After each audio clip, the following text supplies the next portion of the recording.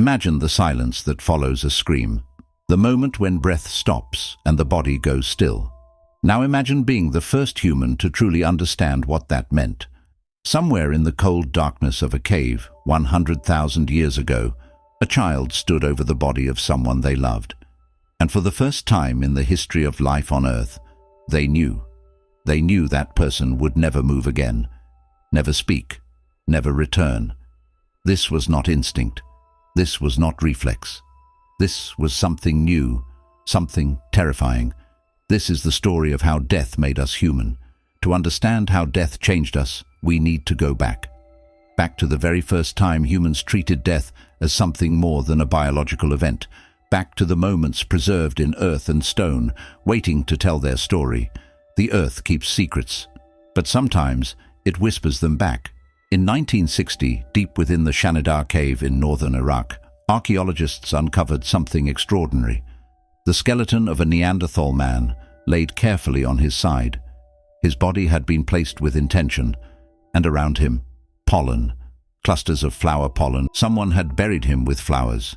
This wasn't an accident. This wasn't nature reclaiming a corpse. This was ritual. This was love. This was grief.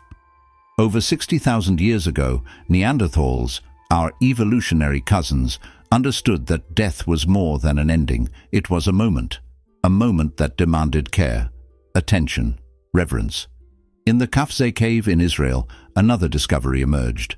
Bodies buried deliberately, covered in red ochre, a vibrant, blood-red pigment, the color of life smeared onto the color of death. These early humans, around 90,000 years ago, weren't just disposing of bodies. They were transforming them. They were saying something about life, about what comes after. But why red ochre? Why flowers? Why the careful placement of a body, knees drawn to the chest, facing a particular direction? Because something inside the human mind had shifted, death had become symbolic. Let's talk about red ochre. This blood-red mineral compound, rich in iron oxide, appears in burial sites across 3 continents, spanning over 100,000 years. Early humans were coating their dead in this crimson powder. This wasn't decoration, this was meaning. Red ochre represented blood, the essence of life itself. When blood leaves the body, life ends. So covering the dead in this vibrant red was an act of defiance, a symbolic transfusion. It said, "You are not gone, you are transformed, you are reborn." But there's more. Recent analysis of ochre use shows it wasn't just sprinkled randomly. Bodies were often completely covered from head to toe, in layers thick enough to stain the bones themselves. The amount of ochre used suggests extensive preparation time, applying it carefully to every part of the body. This was labor. This was intention. This was love expressed through ritual. The position of bodies tells us even more about early symbolic thinking. The flexed burial position, knees drawn to the chest, arms folded, appears repeatedly across different cultures who never met each other. This wasn't coincidence. The fetal position mirrors birth. It suggests a cycle. You came into this world curled and helpless, and you leave it the same way, ready to be born into whatever comes next. It's a physical metaphor carved into the earth itself. And the direction the body faces, this matters more than you might think. Many Neanderthal and early Homo sapiens burials position the deceased facing east, toward the sunrise. The symbolism is clear. The sun dies every night and is reborn every morning. Death is not permanent. It's a transition, a sunset before the next dawn. Some bodies face north toward the pole star, the one fixed point in a turning sky. Perhaps this represented stability in the chaos of death, an anchor, a destination. In some graves we even find seashells, shells from oceans hundreds of kilometers away. Someone carried them, traded for them, valued them enough to place them with the dead. These weren't practical items. They were beautiful, they were rare, they were meaningful. This tells us something profound. Early humans believed the dead could still experience value, still appreciate beauty, still need comfort. In many European caves, we also find evidence of skull cults. Some show signs of being handled repeatedly over years, even decades. The dead weren't just remembered, they were present, active members of the community, even after flesh had left bone. And here's what ties all of this together. None of it was necessary for survival. Burying the dead takes time and energy. Creating grave goods requires resources. Skull cults demand maintenance. These behaviors don't help you find food or avoid predators, but they do something else. They create meaning in a world that suddenly seemed arbitrary and cruel, because once you understand death, you must find a way to live with it. But understanding death came with a cost. Animals react to death. They flee from it. They avoid the scent of decay, but they do not fear it. Not the way we do, because fear of death requires something most animals don't possess: self-awareness. You have to know that you exist, to know that you can cease to exist. Let me explain what makes human death awareness different. When a chimpanzee sees another chimpanzee die, there's a response. They might touch the body, show signs of distress. A mother might carry her dead infant for days, but this is grief without comprehension. It's the confusion of expecting movement where there is none. The chimp doesn't understand that it, too, will die. This shift happened when our prefrontal cortex, the part of the brain responsible for planning, abstract thinking, and self-reflection, expanded dramatically. Suddenly, we could think about ourselves as objects in time. We could remember our past, imagine our future, and project ourselves forward into scenarios that hadn't happened yet, including our own death. This created what psychologists call mortality salience, the conscious awareness that death is inevitable and could happen at any moment, and it was devastating.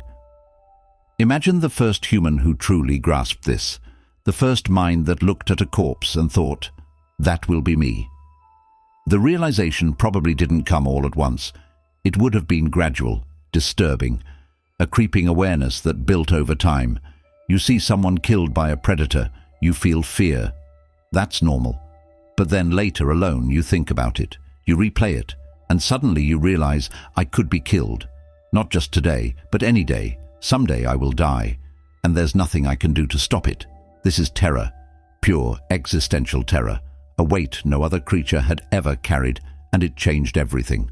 Studies in modern evolutionary psychology suggest that death awareness is the foundation of almost all human achievement. We build monuments because we want to be remembered. We create art because we want to leave something behind.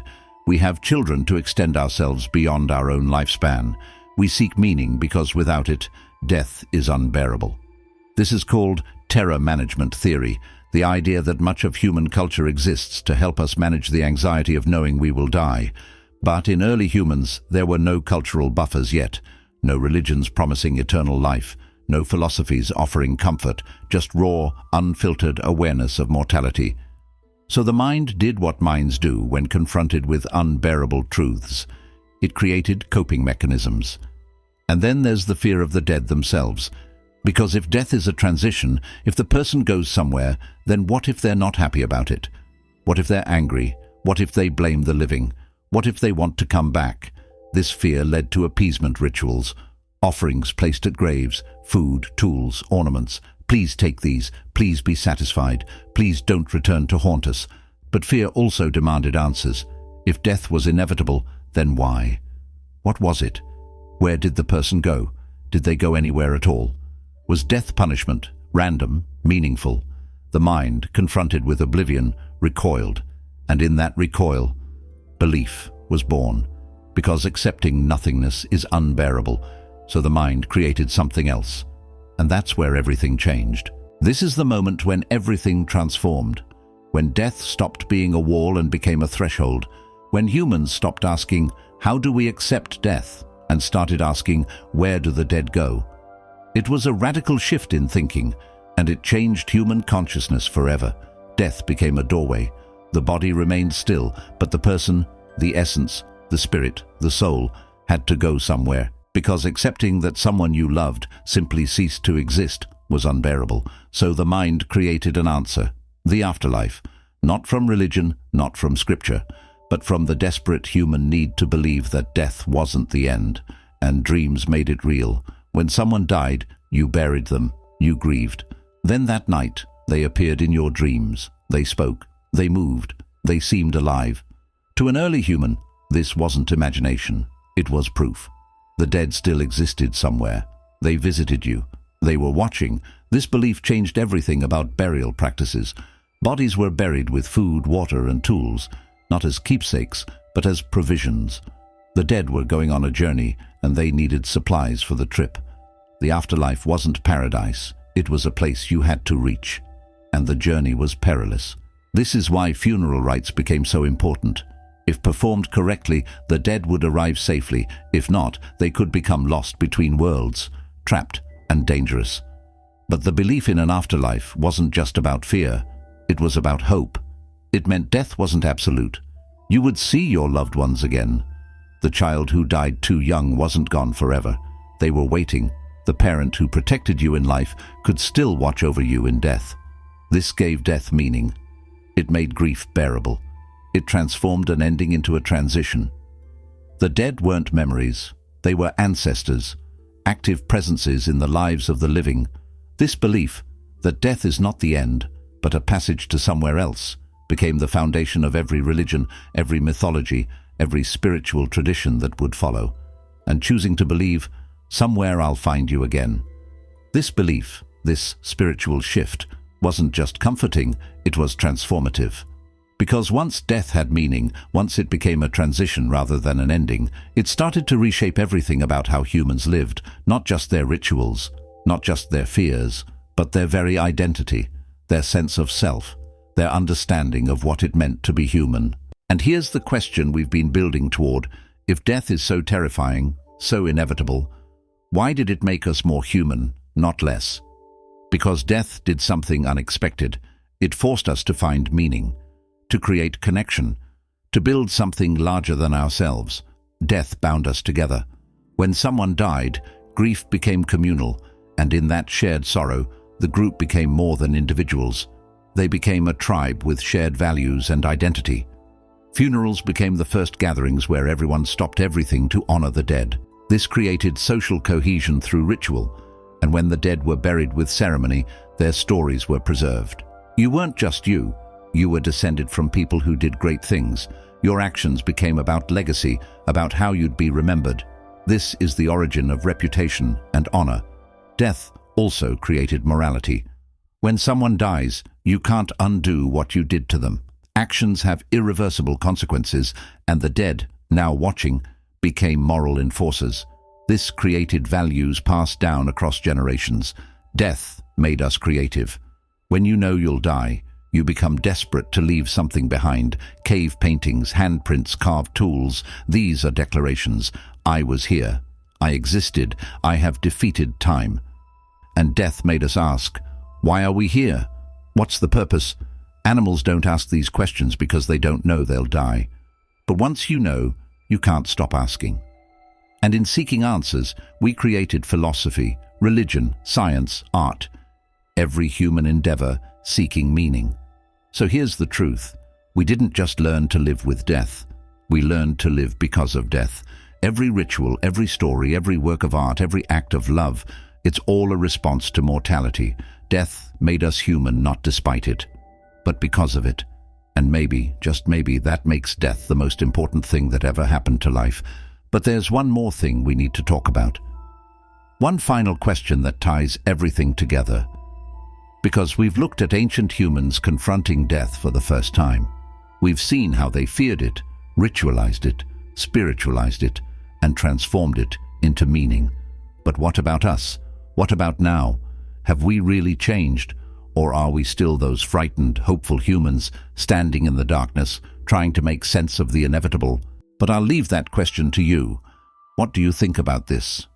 Feel free to write your thoughts in the comments down below. And if you are interested in more exciting stuff about the past and early humans, check out my latest video right here, where we are analyzing one of the strangest cave paintings from 17,000 years ago. And believe me, this painting is something else. Thank you for watching, and I will see you there.